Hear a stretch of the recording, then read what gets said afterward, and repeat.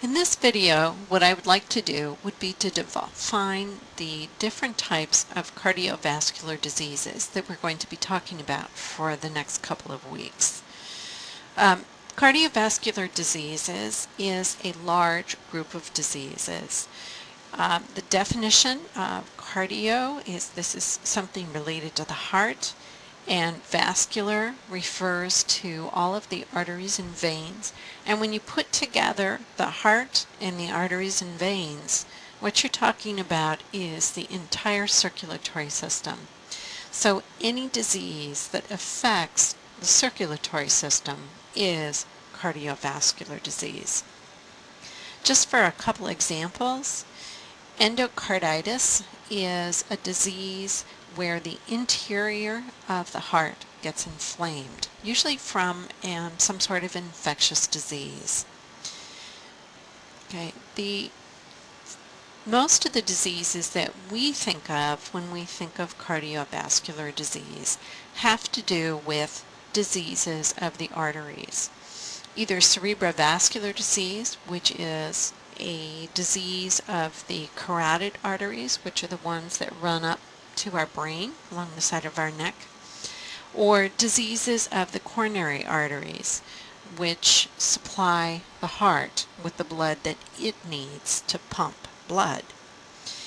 And of course, we know of these primarily by the symptoms that they cause. Cerebrovascular disease is usually a silent disease. We don't know that we have clogged carotid arteries until we have a stroke. And coronary heart disease we know from the symptoms of heart attack and angina. Another cardiovascular disease, though, is hypertension. Hypertension is a disease of the regulatory system. So normally our blood pressure is under tight regulation so that it's relatively constant and so that it can respond to losses in blood volume, dehydration, things that are going on in the environment. So when there's a defect in that regulation of blood pressure that causes the blood pressure to be elevated, that's hypertension. And there are multiple causes of hypertension. But because it is part of the circulatory system, in particular the regulation of it, it is considered a cardiovascular disease. All right, so I want to focus now on the arterial diseases. A major type of arterial disease, and there are others, is arteriosclerosis. Arteriosclerosis is hardening of the arteries, anything that makes the arteries hard. You can classify arteriosclerosis depending on what makes it hardened in the first place. A major reason for arteriosclerosis is the buildup of plaque in the interior of the arteries, and that is atherosclerosis. But there are also other reasons for the arteries to become inflexible. But most of the arteriosclerosis that we see comes from plaque buildup. That's the most common reason. And so many times arteriosclerosis and atherosclerosis are used interchangeably. Another way that you can look at arteriosclerosis is which arteries are affected.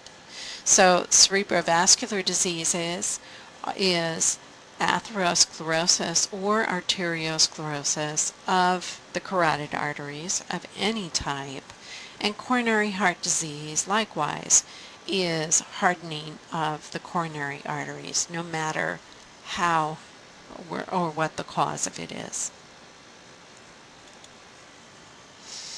All of these diseases are interrelated. The most obvious one is atherosclerosis, which is sometimes treated as a disease in and of itself because we can detect it early.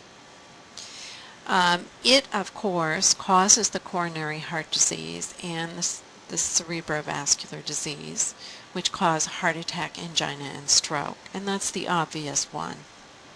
Hypertension, though, is autonomous in some ways, but it also can be one of the initiating events for atherosclerosis. And we're going to talk in the next video, or maybe the one after that, about the sequence of events that causes atherosclerosis.